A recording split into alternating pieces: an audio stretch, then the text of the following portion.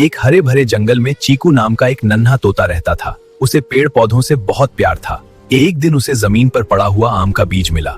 चीकू ने सोचा, अगर मैं इसे लगा दूं तो एक दिन यह बड़ा पेड़ बनेगा और सबको फल देगा। उसने अपनी छोटी सी चोंच से मिट्टी खोदी और उस बीज को बड़े प्यार से लगा दिया। हर दिन चीकू उस जगह पानी गिराता, धूप से बचाने को पत्ते डालता और खुशी खुशी गाना गाता। समय बीतता गया, बीज से पौधा निकला, पौधे से पेड़ बना। कुछ सालों में वह एक बड़ा हरा भरा आम का पेड़ बन गया। उस पर मीठे मीठे आम लगने लगे। चीकू उसी पेड़ पर रहता था, आम खाता था और सब पक्षियों को भी खिलाता था। यह पेड़ काट दो, इसकी लकड़ी काम आएगी। यह मेरा घर है, इसे मत काटो।